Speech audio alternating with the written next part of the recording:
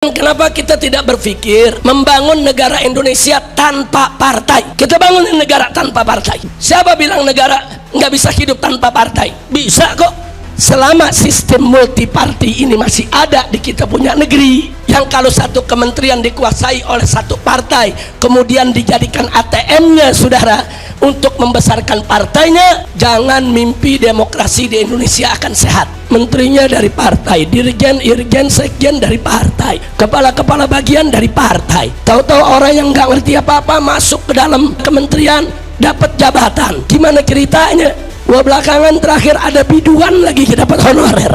Ini apa ceritanya ini negeri saudara? Ada wacana yang saya sampaikan kepada para politisi, juga kepada para pakar politik. Saya bilang, selama sekian tahun saya memperhatikan peta demokrasi dan gerak politik di Indonesia. Saya melihat yang merusak negeri ini adalah sistem partai politik, sehingga sampai pada akhirnya seorang anggota dewan saudara dari salah satu partai besar mengaku, dan itu viral, bahwa untuk membuat satu undang-undang saudara cukup persetujuan ketua umum partai. Artinya kalau di DPR itu katakan ada 9 partai atau 10 partai, cukup 10 orang itu yang ngatur kita punya negeri. Adapun anggota dewan yang mewakili partai masing-masing hanya boleh memutuskan sesuai dengan putusan ketua umumnya. Jadi saudara, kalau itu yang terjadi, ya hancur dong demokrasi kita. Karena sekian ratus anggota dewan tadi nggak ada maknanya, nggak ada manfaatnya, karena kekuasaan hanya ada di tangan ketua umum partai, sehingga para oligarki busuk saudara yang ingin menguasai negeri kita cukup beli 10 orang itu saja. Beli itu 10 orang, segala macam undang-undang, segala macam regulasi bisa mereka atur yang menguntungkan usaha mereka. Kalau ini dibiarkan, hancur ini negeri. Jadi nggak usah bicara demokrasi lah, udah hancur-hancuran ini demokrasi di kita punya negeri ya ikhwan.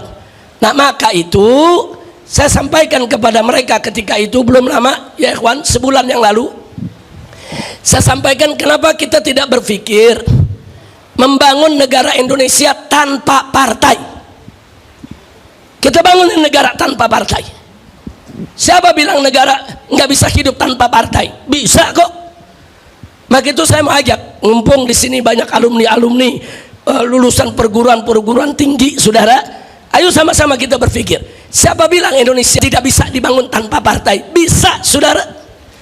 Kita membangun satu negara meritokrasi, di mana semua jabatan di kementerian itu dipegang oleh orang-orang dari hasil karir mereka, bukan orang partai, saudara. Dulu di zaman Soeharto, saudara, Orde Baru, dengan segala kebaikan dan kejelekannya, saudara, itu jabatan politis itu hanya sampai di jabatan menteri, saudara. Di bawah menteri semua jabatan karir, saudara. Hampir semua jabatan karir. Dirjennya dari karir, irjennya dari karir, sekjennya dari karir, eselon 1, eselon 2 dari karir. Nggak bisa orang luar tiba-tiba masuk saudara jadi dirjen, nggak bisa kalau bukan bidangnya, kalau bukan keahliannya. Ya di tingkat menteri itu jabatan politik, saudara. Tapi sekarang ini udah rusak semua. Bukan hanya tingkat menteri yang jabatan politik, dirjennya, irjennya, sekjennya, saudara, eselon 1, eselon 2 sampai kepala bagian, saudara, sampai kepala bagian semua titipan partai. Dan maaf-maaf, ada kementerian yang dipegang oleh orang partai, saudara, sampai satpam cleaning service dari partai dia, saudara. Apa ini negeri mau diatur begini bagaimana? Makanya tadi maaf saya katakan, selama sistem multiparti ini masih ada di kita punya negeri, yang kalau satu kementerian dikuasai oleh satu partai kemudian dijadikan ATM-nya saudara untuk membesarkan partainya, jangan mimpi demokrasi di Indonesia akan sehat. Nah waktu itu saya sampaikan kenapa kita nggak bubarkan lagi itu semua partai. Terus ada yang nanya, Habib, kalau nanti partai dibubarkan bagaimana milih anggota DPR-nya? Oh gampang, DPD bisa tanpa partai. DPD para senator dipilih dari setiap daerah tanpa partai, calon independen. Kalau DPD bisa, DPR juga mesti bisa dong. Kalau perlu DPD-nya hapus, ganti DPR yang calon independen tanpa partai, sehingga setiap anggota DPR independen bisa menyuarakan rakyat tanpa ditekan oleh atasan saudara. Bisa kok. Siapa bilang nggak bisa saudara? Omong kosong kalau dibilang nggak bisa. Biasanya yang bilang nggak bisa ya orang partai, karena takut partainya dibubarkan. Kira-kira paham ibu ya? Ini tamu saya sama nih, paham semua nih ya. Saya bukan lagi berhayal nih, bukan nih. Ini lagi lempar wacana saudara. Ini wacana dalam dunia politik penting.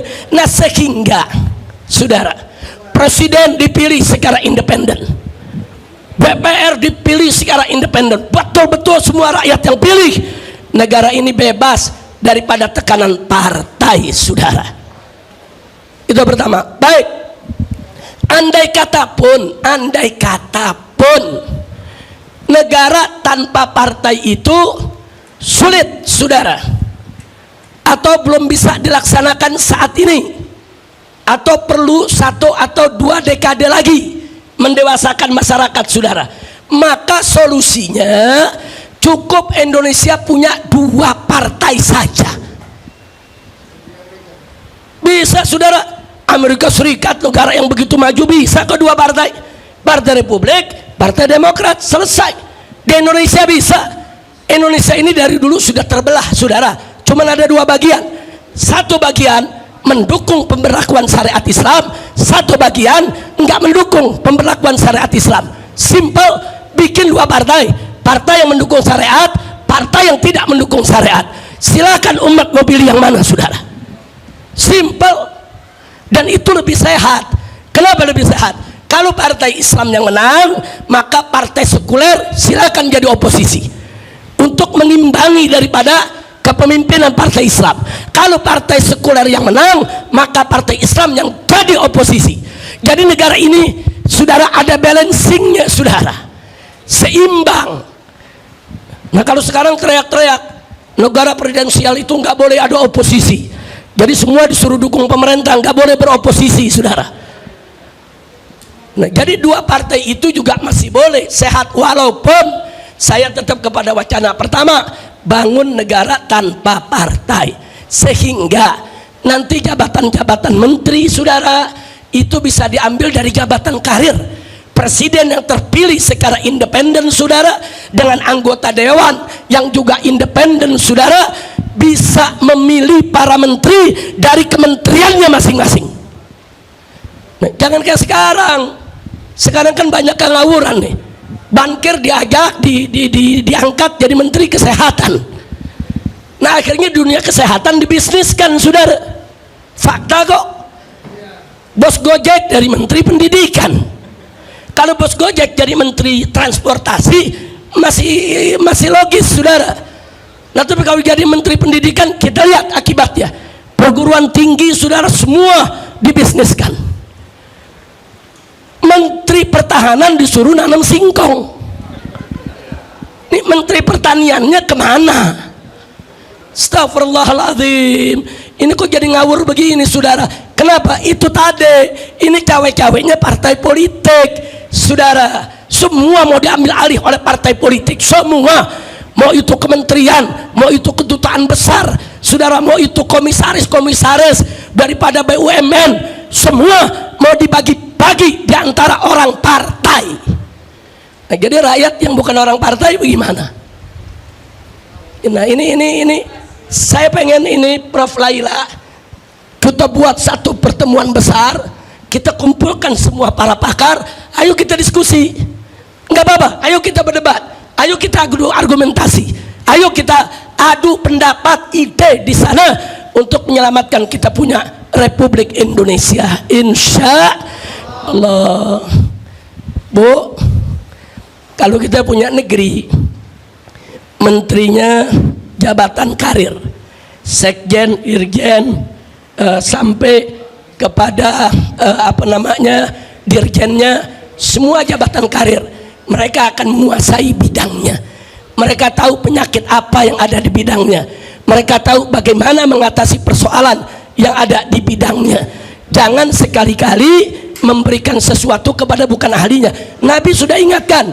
Apa kata Nabi dalam hadisnya? Idza wusidal amru ila ghairi ahli fantadhir sa'ah. Kata Nabi, kalau kau serahkan urusan kepada yang bukan ahlinya, tunggulah datangnya kiamat. Maksudnya datang kehancuran.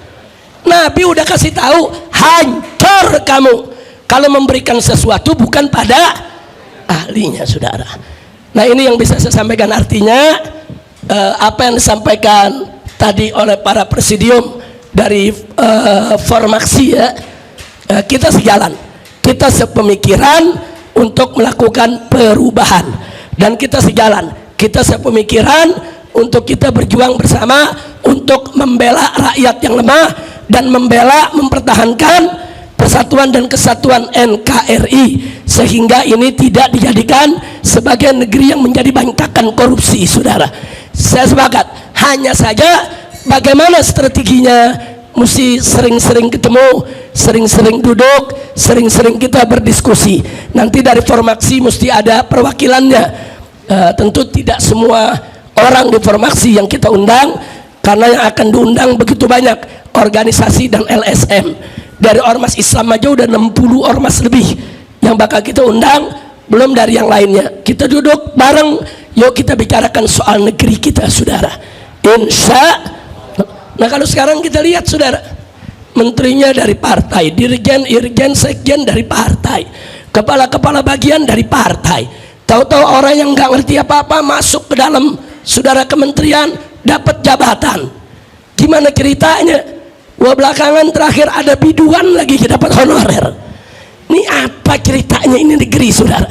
Hancur ini negeri kalau kita percayakan negeri ini kepada partai, saudara. Nah, cuman saat ini karena memang kita dipaksa dengan sistem partai, ya mau nggak mau kita mesti kerjasama dengan partai, kita mesti dekat dengan partai, kita salurkan aspirasi kita ke lewat kawan-kawan kita yang ada di partai. Nah, kenapa kita menolak sistem partai? Kok kita sampai saat ini masih berhubungan dengan partai? Jawabnya, karena saat ini kita tidak diberi pilihan lain, harus lewat partai, saudara. Nah, ini yang harus kita berani melakukan perubahan. Jadi jangan tanggung-tanggung. Kalau melakukan perubahan, lakukan perubahan yang revolusioner, yang betul-betul sistem ini kita ubah untuk kebaikan Indonesia, insya Allah. Nah, ini yang kita mau sampaikan. Jadi kalau ini berjalan, ibu-ibu nggak repot demo dulu, Bu. Ya capek kita udah demo nggak didengar. Sekarang demo nggak didengar, saudara. Pemerintah sudah tahu bagaimana supaya demo kapok. Tangkap aja pemimpinnya, tangkap aja koordinatornya, tangkap aja tuh yang minta izinnya. Nah, jadi sekarang setiap demo padam, demo padam, demo padam, karena mereka sudah pelajari bagaimana cara menundukkan demo. Ada juga demo semangat, besok diundang ke istana, lusa udah adem, kayak kerupuk disiram air, saudara. Nah, ini yang terjadi di kita punya negeri. Baiklah, insya Allah ke depan kita akan buat pertemuan, Ibu, dengan para tokoh bangsa kita untuk merumuskan strategi bagaimana menyelamatkan negeri, insya Allah. Dan itu tadi, kita nggak mau ngobatin kayak koreng, obatin sini muncul sini, obatin sini muncul sini, tapi kita pengen satu strategi yang punya formula bisa mengobati semua penyakit yang ada, insya